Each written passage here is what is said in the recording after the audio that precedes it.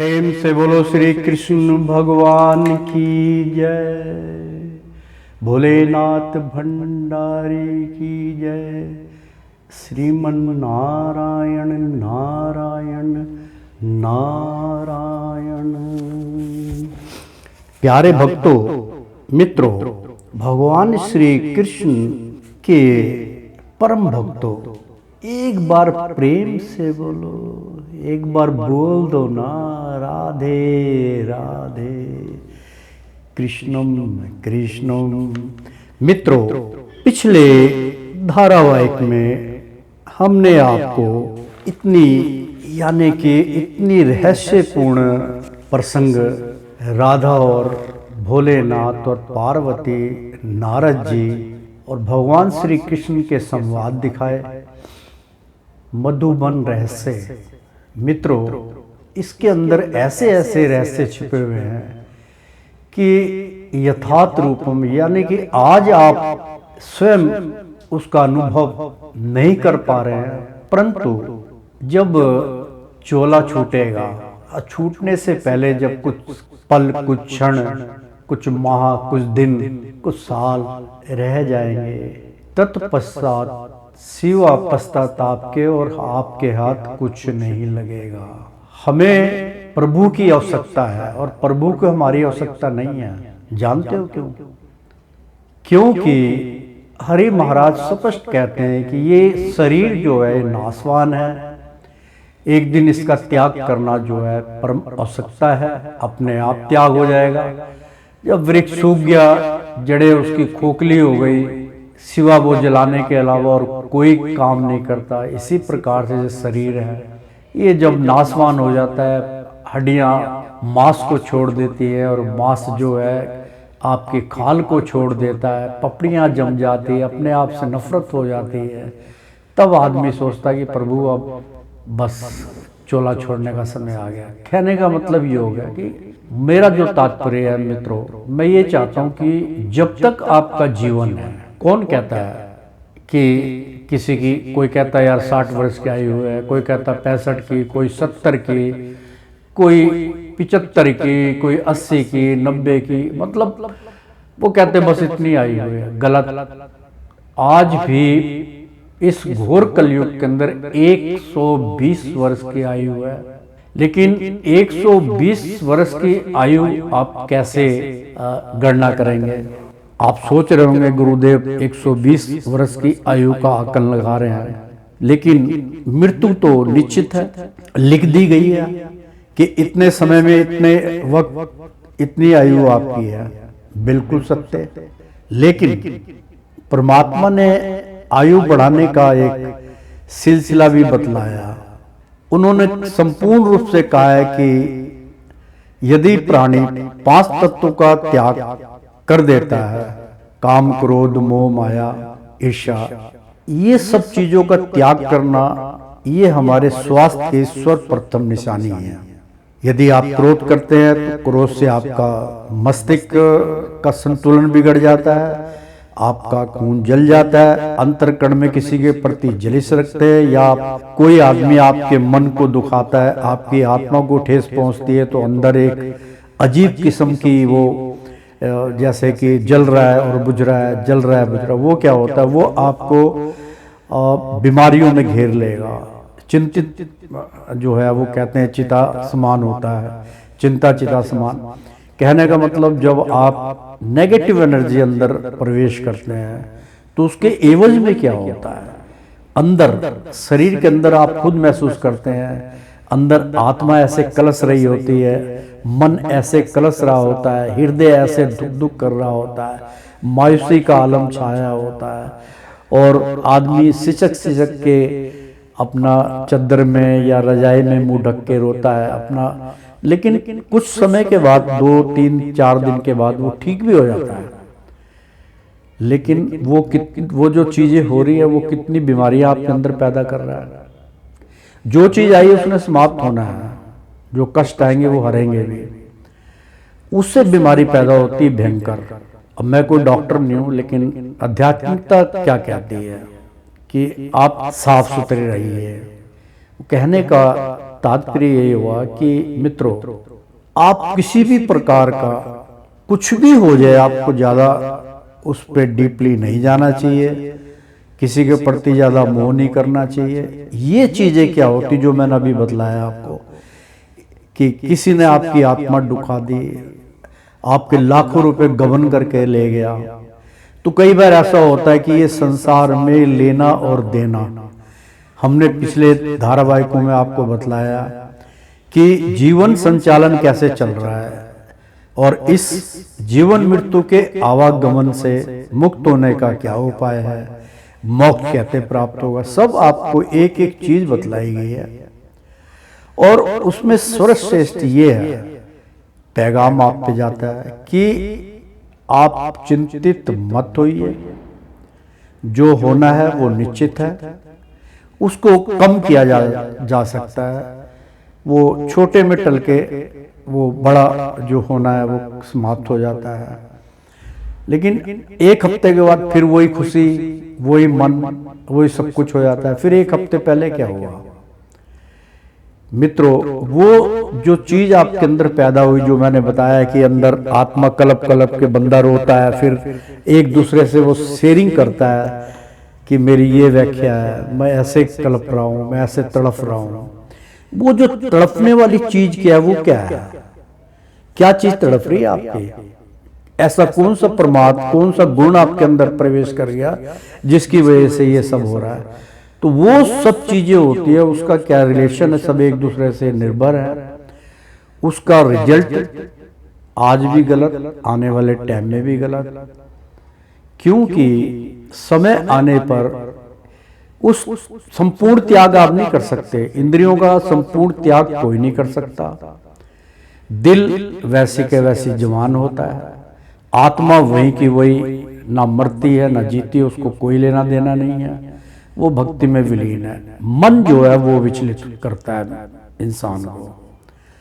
तो दोस्तों, कहने का तात्पर्य यह है कि जो चीज आप फीलिंग करते हैं, जैसे आपकी मान लीजिए धर्मपत्नी ने कुछ आपको कह दिया कि भाई तुमने इसके साथ गलती करी है, तुम्हारा इतना पैसा गबन हो गया, लाखों रुपया डूब गया, उसके अफसोस में आप अपने शरीर को खराब कर रहे हैं। कोई सुसाइड कर लेता, कोई कुछ कर लेता, कोई फायदा नहीं। कारण कि हमें पिछले जन्मों में उसका कुछ देना होगा, तो इस जन्म में वसूली करी ना उसने। और ये बिल्कुल सत्य है।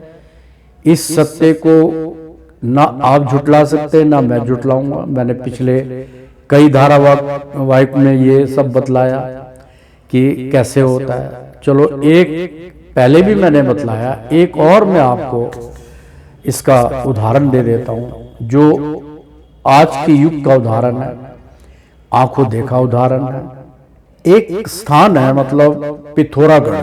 पिथौरागढ़ से 70 किलोमीटर घूम के जाना पड़ता है। वहां पे एक पाताल लोक है, जहां गुफा में आपको लेट के जाना पड़ेगा, पहले पैर लंबे करने पड़ेंगे, जंजीरें लगी हुई, अंदर जाके तो पूरा ब्रह्मांड बना हुआ है। टीवी वालों ने उसकी भी पूरा दिखाया था वीडियो। तो हम उसको देखने के लिए पिथौरागढ़ गए, क्योंकि सबसे पहले आपको पिथौरागढ़ जाना पड़ेगा। तो हमने कहा चलो पिथौरागढ़ भी घूम लेंगे। तो मित्रों, वहां पे एक गांव है पिथौरागढ़ में, क्योंकि वैसे तो पिथौरागढ़ गांव होता है, गढ़ का मतलब है गांव, और बड़े बड़े ऐतिहासिक मंदिर भी है वहाँ, काफ़ी 200 किलोमीटर 150 किलोमीटर ऊपर जा गया है। वहाँ का एक मैं आपको छोटा सा किस्सा सुनाता हूँ, जो आज के टाइम में आपके काम आएगा।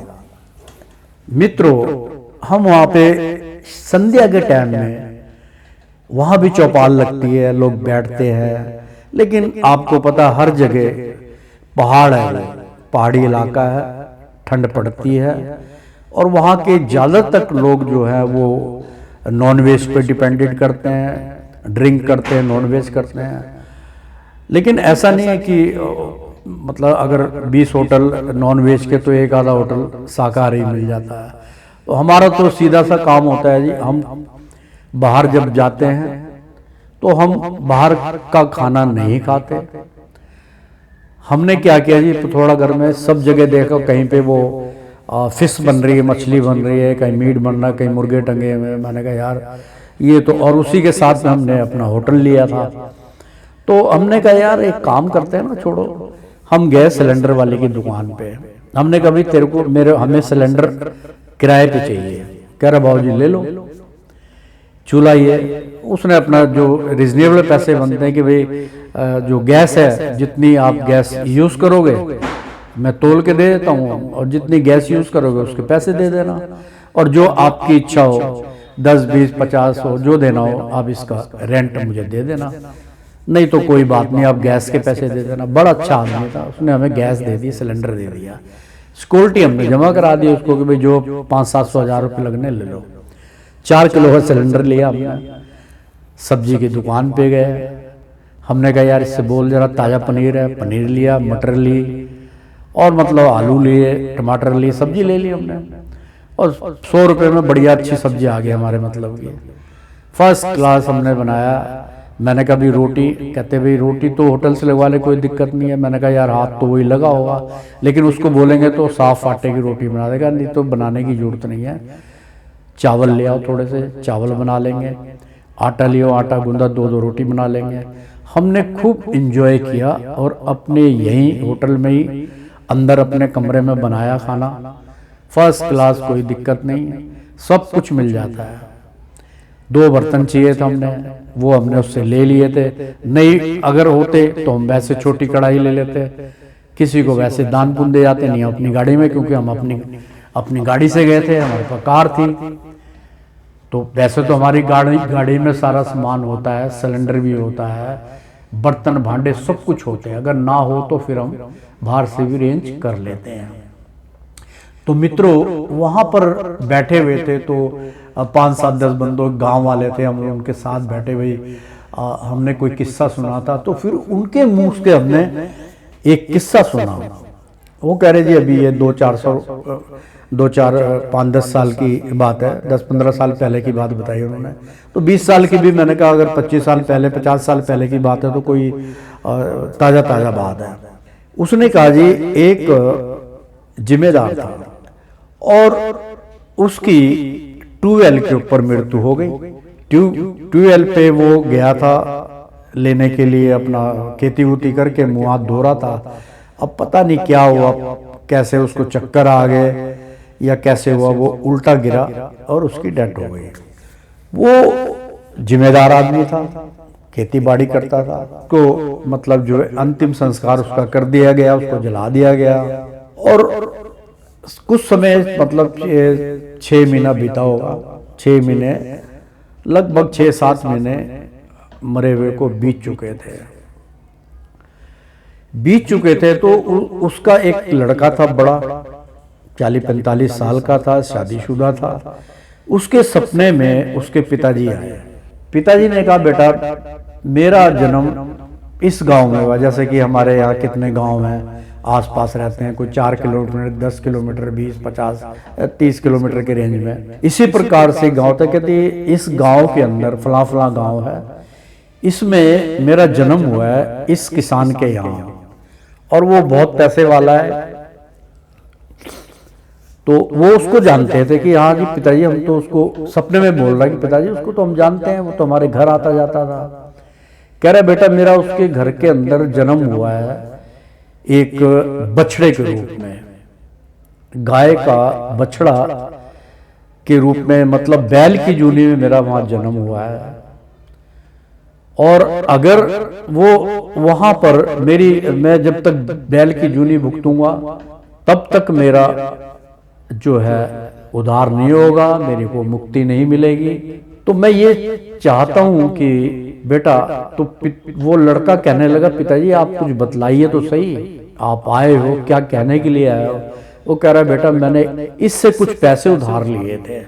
कितने लिए थे जी? 1 लाख लिया था या 50,000 लिया था, कुछ भी पैसा लिया था, हजारों में। कह रहे बेटा वो मैंने चुकता नहीं किया इसका, और मैं मृत्यु को प्राप्त हो गया, और इसके यहाँ मुझे बैल की जूनी प्राप्त हुई है, और ये सत्य कथा है। तो कह रहे कि अब मेरे को 10 साल 20 साल जब तक मेरी मृत्यु नहीं होगी, जब तक ये मुझे इस्तेमाल करेगा, अपना पैसा वसूल करेगा। देखो वही बात आ गई ना कि लेना और देना। तो वो लड़का कहने लगा तो पिताजी मेरे लिए क्या आज्ञा है? कह रहा बेटा तू मेरे को वहां से छुड़वा ले, तू खरीदारी कर ले बैल की। कहने लगा ठीक है पिताजी मैं खरीद लेता हूँ। वो चला गया दूसरे दिन गांव पूछ पाछ के। बैल बड़ा खूबसूरत था। वो कहने लगा जी ये बछड़ा जो है ये 6 महीने या 7 महीने का बछड़ा है, ये मुझे खरीदना है। वो उससे बहुत मोह करता था कि नहीं भाई ये बछड़े को तो मैं बेचूंगा नहीं। वो कहने लगा जी नहीं बे आप मैं लूंगा इसको, चाहे आप कीमत बोलो। उसने अनब सनब कीमत बोल दी, मतलब 10,000 की कीमत के सीधे 50,000 बोल दिए कि ताकि ये कीमत सुन के इसको छोड़ के चला जाएगा। वो कहने लगा कि देखो जी बात ऐसे कि आप कीमत जो उचित है वो ले लो। उसने बोला भाई मैं इससे कम नहीं दूंगा। उसने पैसे गिने कि ये पकड़ो जी बैल हमारा हो गया। अब वो बड़ा अफसोस कि यार मेरे को तो ये देना पड़ गया बैल। वो कह रहा है जी आपका हुआ बैल, पता नहीं क्या कारण है, किस लिए आपने इस बैल को खरीदा है। तो उसने उसको जितने पैसे मतलब उनको कर्जा ले रखा था उतने पैसे में उसने बैल खरीद लिया। तो वो कर्जा मुक्त हो गया। अब वो बैल को लेके आ रहा था, तो बैल को लेके आ रहा था, गर्मी का दिन था, पैदल आ रहा था वो। तो एकदम उसने आवाज चिंगाड़ मारी बैल ने, जैसे उसको प्यास लगी हो। तो वो पुचकारता हुआ ले आया घर। उसको पता था ये मेरी इसकी आत्मा जो है मेरे पिताजी की आत्मा है। और वो चिंगाड़ मार के उसका वहीं पे प्राणांत हो गया, वो मर गया। बैल मर गया और वो उसको फिर अपनी जूनी प्राप्त हुई, बैल को दबा दिया गया। फिर उसने कथा बतलाई कि यार ये हुआ था। फिर जो जिम्मेदार आदमी था जिससे वो खरीदा था उसको जब वो बात बतलाई कि भाई तेरे इस तरीके से कह रहा, हाँ यार पिताजी ने मेरे से इतने 1,000 रुपए लिए थे, लेकिन पिताजी तो शरीर छोड़ गया। तो फिर मैं चुप हो गया। तो मैंने जो है वो कहा कि अब मैं कर क्यों मांगूंगा। तो उसने जब बताया, कह रहा कि पहले बोलते तो कहता फिर कर कैसे चुकता होता। फिर मेरे पिताजी भटक जाते, मैंने उनका कर चुकता कर दिया। पिताजी रास्ते में कहते समाप्त हो गए उनके। और फिर सपने में आके उन्होंने बताया कि बेटा मेरी मुक्ति हो गई है, अब मैं भगवान के दरबार में गया हूँ। तो प्रेम से बोलो श्री कृष्ण भगवान की जय। ना जाने का गम और ना आने का गम, लेन देन तो चले गए। इसलिए कहते हैं कि कर कभी नहीं करना चाहिए, कर साथ के साथ चुकता कर देना चाहिए। अगर आपके साथ किसी ने नेकी करी, तत्पश्चात आपका मौका लगते उस पर नेकी कर दो। बोला हिसाब किताब आप इस संसार में बराबर रखो। तो ये एक सत्संग था, एक प्रसंग था। अब आप प्रेम से बोलो श्री कृष्ण भगवान की जय। आगे का जो धारावाहिक है अब हम उसका जो है उच्चारण करने जा रहे हैं। पिछले धारावाहिक में हमने आपको बतलाया था कि इसके बाद इस मृत्यु लोक से परे लोकों में ग्रहों का संचालन, जिसमें सबसे मुख्य सूर्य है जो एक विशाल आग का गोला है। ये पिछले धारावाहिक में हमने बतलाया था। इंद्रियों की बात चल रही थी, सूक्ष्म शरीर की बात चल रही थी। और अब जो है आगे भगवान श्री कृष्ण क्या कहते हैं, यानी कि भगवान श्री कृष्ण उवाच। परलोक क्या है, क्योंकि बहुत महत्वपूर्ण ये चैप्टर है, ध्यान से सुनिए मित्रों। परलोक क्या है? परलोक एक सूक्ष्म प्राणियों का लोक है। यहां मृत्यु नहीं है, ना ही यहां सूक्ष्म देह की उत्पत्ति है। मित्रों यहां पे अगर मैं आपको अपनी जवानी बोलता तो शायद आपको यकीन नहीं आता, आप उसके ऊपर तर्क वितर्क करते, ये गुरु ऐसे होते हैं, ये तो ऐसे बोलते हैं, हम मरने के बाद किसने क्या देखा, कहाँ जाना है। ये भगवान श्री कृष्ण परम आनंद की प्राप्ति बतला रहे हैं कि जब इंसान को ब्रह्म ज्ञान हो जाता है फिर आस्ते आस्ते वो परम ज्ञान में विलीन हो जाता है। तो परम ज्ञान क्या है? परे का ज्ञान। और मृत्यु के पश्चात हम इस घोर कलयुग के जीवन मृत्यु में एक दुख और सुख में फंसे हुए, इससे हमें छुटकारा मिल जाए, फिर हमें दोबारा इस संसार में जन्म ना लेना पड़े। तो उस जन्म में वहां सूक्ष्म का क्या होता है, वहां कैसे आनंद प्राप्त होता है, क्या हमें इस संसार के भोग विलास की प्रक्रिया क्या वहां भी होती है, वो सब भगवान श्री कृष्ण बतला रहे हैं कि जब आपका भोग विलासी शरीर नहीं है, केवल आत्मा है, और आत्मा सुमरण के द्वारा, कल्पना के द्वारा अपना जीवन व्यतीत करती है। तो प्रेम से बोलो श्री कृष्ण भगवान की जय। तो वो बतला रहे हैं। तो परलोक क्या है? परलोक एक सूक्ष्म प्राणियों का लोक है। यहाँ मृत्यु नहीं है, ना ही यहाँ सूक्ष्म देह की उत्पत्ति है। यहाँ सुख दुख का कोई आभास नहीं होता, ना ही यहाँ मेरी माया कार्य करती है। सभी सूक्ष्म प्राणी केवल मेरा ही सुमरण करते रहते हैं और आनंद से परे परम आनंद में विलीन रहते हैं और मेरी योग माया से कभी विचलित नहीं होते, ना ही परलोक में किसी प्रकार का लोभन करने वाली कोई भोग करने वाली प्रक्रिया है। यह परलोक में इसी मृत्यु लोक से ही आवागमन चलता रहता है। केवल कर्मों के आधार पर परलोक की यात्रा संभव हो सकती है और संभव हो पाती है। परलोक में भी स्त्री और पुरुष है। स्त्री देवी स्वरूप है और पुरुष देवता स्वरूप है। हरे यथा रूपम शरणम गच्छामि। मित्रों, कितना अच्छा ये प्रसंग है।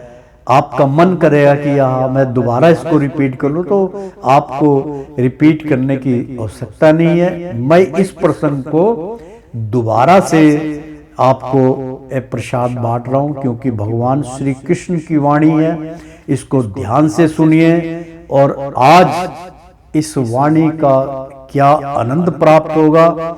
मित्रों, ये अनमोल वाणी, अनमोल वाणी, अनमोल वाणी। जब आप कभी भी साल में 6 महीने में इस प्रसंग पे पहुंचेंगे, तो मैं इस प्रसंग की बात बता रहा हूं कि आज 31 अक्टूबर है। आज से भगवान श्री कृष्ण का दिन शुरू होता है और आज पूर्णमासी है। पूर्णमासी में जो भी सत्संग होता है वो सत्य होता है। मित्रों, 31 अक्टूबर 2020 चल रहा है। दिन आज शनिवार है, पूर्णमासी का पूरा चांद है। तो आज हम ये हवन ना करके ज्ञान यज्ञ कर रहे हैं। तो मित्रों, बहुत महत्वपूर्ण आपका भाग्य है। आपको इसका, क्योंकि कार्तिक का महीना बहुत शुभ होता है। आज पहला कार्तिक का दिन है। लोग प्रसाद बांटते हैं, भंडारा करते हैं, सब कुछ करते हैं, लेकिन हम आज ज्ञान यज्ञ कर रहे हैं। और हम भी परमात्मा भगवान श्री कृष्ण के चरणों की धूल अपने माथे पे लगा के हम उनका कोटि कोटि धन्यवाद करते हैं कि आज हमें इस यज्ञ का आनंद प्राप्त होगा और परमात्मा ने हमें, भगवान श्री कृष्ण ने हमें यह ज्ञान प्रदान किया। आज ज्ञान यज्ञ हो रहा है और जब भी आप इस प्रसंग को सुनेंगे तभी आपको ज्ञान प्राप्त होगा और आप अंधकार से परे चले जाएंगे, क्योंकि इसी को ज्ञान यज्ञ बोलते हैं। तो मित्रों, कितना आनंद और कितना भव्य आज का दिन 31 अक्टूबर 2020। ध्यान रखिए, क्योंकि इस साल का आखिरी वो चरण चल रहा है। परमात्मा चाहेगा तो अगले साल को सुख शांति प्राप्त होगी, लेकिन आपको ये पल जरूर याद आएगा कि यार गुरुदेव ने इतनी बड़ी बात कही थी। आज पूर्णमासी का दिन है और संपूर्ण पूर्णमासी कार्तिक की पूर्णिमा है। मित्रों, बड़े बड़े विद्वान कहते कार्तिक की पूर्णिमा पहला दिन बहुत महत्वपूर्ण होता है। तो आज ज्ञान यज्ञ हो रहा है, और जब जब आप इस प्रसंग को सुनेंगे तब आपके द्वारा ज्ञान यज्ञ होगा, आपको ज्ञान प्राप्त होगा। तो मैं इसको दोबारा इस प्रसंग को आपकी झोली में इस प्रसाद को डालता हूं। परलोक क्या है? परलोक एक सूक्ष्म प्राणियों का लोक है। यहाँ मृत्यु नहीं, ना ही यहाँ सूक्ष्म देह की उत्पत्ति है। यहाँ सुख दुख का कोई आभास नहीं होता, ना ही यहाँ मेरी माया कार्य करती है। सभी सूक्ष्म प्राणी केवल मेरा ही सुमरण करते रहते हैं और आनंद से परे परम आनंद में विलीन रहते हैं, और मेरी योग माया से कभी विचलित नहीं होते। ना ही परलोक में किसी प्रकार का लोभन करने वाली कोई भोग करने वाली प्रक्रिया है। यह परलोक में इसी मृत्यु लोक से ही आगमन चलता रहता है। केवल कर्मों के आधार पर परलोक की यात्रा संभव हो पाती है। परलोक में भी स्त्री और पुरुष हैं। स्त्री देवी स्वरूप है और पुरुष देवता स्वरूप होते हैं। यहाँ केवल निस्वार्थ भाव से प्रेम होता है। यहाँ केवल हरि के प्रति भाव प्रेम होता है। यहाँ परलोक कोई विचित्र लोक नहीं है, इसी मृत्यु लोक जैसा ही लोक है। केवल यहाँ चोला बदलने की प्रक्रिया बनी रहती है। यहाँ ऐसी प्रक्रिया यानी कि आपका जो घोर कलयुग है, यहाँ पे तो चोला बदल बदल के आना पड़ता है, जाना पड़ता है। लेकिन ये मृत्यु लोक जैसा ही लोक होता है। केवल यहाँ चोला बदलने की प्रक्रिया नहीं है। मित्रों, यहीं पे चोला बदला जाता है, वहां चोला बदलने की कोई प्रक्रिया नहीं है, क्योंकि सूक्ष्म है। यहाँ केवल हरि कृष्ण नारायण द्वारा ही इस लोक में कार्य करने के लिए भेजा जाता है, और उसके बाद उस प्राणी को वापस परलोक में बुला लिया जाता है। परंतु जिस कार्य के लिए प्रभु हमें इस लोक में भेजते हैं, वह कार्य कितने जन्मों में पूर्ण होता है। वह कार्य कितने जन्मों में पूर्ण होगा, यह कोई निश्चित नहीं है। इसलिए प्राणी जन्म जन्म के लिए इस मृत्यु लोक में फंसा रहता है, और प्रभु के बताए हुए कार्य को करे बगैर इस जंजाल से मुक्त होने का साधन जुटाता रहता है, परंतु मुक्त नहीं हो पाता। मित्रों, प्रसंग को यदि आप ध्यान से सुनेंगे तो एक एक भगवान की वाणी आपको समझ में आएगी। इस सत्य को इस संसार में स्वयं हरि भी नहीं झुठला सकते। मित्रों, मैं इसको बार बार क्यों रिपीट कर रहा हूं, क्योंकि ये बहुत महत्वपूर्ण प्रसंग है। यहाँ केवल निस्वार्थ भाव से प्रेम होता है, यानी कि परलोक की भगवान श्री कृष्ण व्याख्या कर रहे हैं कि इस संसार में लोगों को ज्ञान नहीं है कि परलोक में क्या है। भगवान स्वयं बतला रहे हैं, आनंदित होके आपसे प्रेम करते हैं, आपसे स्नेह करते हैं, आपको अंधकार से निकालना चाहते हैं, आपके दुख हरना चाहते हैं, इसलिए आपको इस प्रसाद को वो दे रहे हैं। भगवान स्वयं कह रहे हैं, कितने दयालु हैं मेरे मुर्री मनोहर। यहाँ केवल निस्वार्थ भाव से प्रेम होता है। यहाँ केवल हरि के प्रति भाव प्रेम होता है। यहाँ परलोक कोई विचित्र लोक नहीं है, इसी मृत्यु लोक जैसा ही लोक है। केवल यहाँ चोला बदलने की प्रक्रिया है, वहां ऐसी प्रक्रिया नहीं है। यानी कि कलयुग में चोला बदलने की प्रक्रिया है, लेकिन वहां ऐसी प्रक्रिया नहीं है। वहां केवल हरि कृष्ण नारायण द्वारा ही इस लोक में कार्य करने के लिए भेजा जाता है और उसके बाद उस प्राणी को वापस परलोक में बुला लिया जाता। परंतु जिस कार्य के लिए प्रभु हमें इस लोक में भेजते हैं, वह कार्य कितने जन्मों में पूर्ण होगा, यह कोई निश्चित नहीं है। इसलिए प्राणी जन्म जन्म के लिए इस मृत्यु लोक में फंसा रहता है। इस मोह माया जाल को जो 5 त्याग बतलाए गए हैं, अगर उनको त्याग कर दे प्राणी तो बहुत जल्दी इस जंजाल से मुक्त हो सकता है।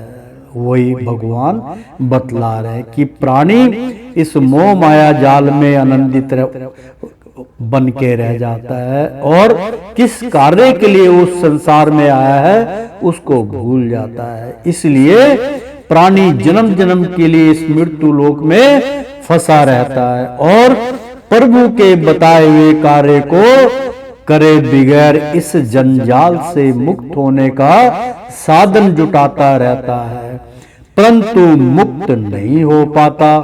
क्योंकि जो प्राणी यहाँ इस मृत्यु लोक में कार्य कर रहा है, इस कार्य से वह कभी बाहर नहीं निकल पाता और ना ही निकल सकता। क्योंकि इस मृत्यु लोक का प्राणी बगैर मेरी सहायता लिए इस भव सागर को लांग नहीं पाता। तो प्रेम से बोलिए श्री कृष्ण भगवान की जय। ओ श्रीमन नारायण नारायण हरि हरि। ओ श्रीमन नारायण नारायण हरि हरि। तेरी लीला सबसे न्यारी न्यारी, बोलो हरि हरि। मित्रों, आज 31 अक्टूबर है। आप सबको भगवान श्री कृष्ण और माँ राधिका की ओर से सत सत प्रणाम। भगवान आपकी मनोरथ संपूर्ण करे। आज जो आप मांगोगे उसमें आपको भगवान का संपूर्ण सहयोग मिलेगा। और मैं भी हरि से मांग रहा हूं कि मेरे संकट मोचन, सारे संकटों से मुझे दूर करें और मेरा भाग्य उज्जवल करें, ताकि मैं आपकी कथा का आचरण सबको सुनाऊं, सबको प्रसाद बांटूं। तो एक बार बोल दो ना, राधे राधे।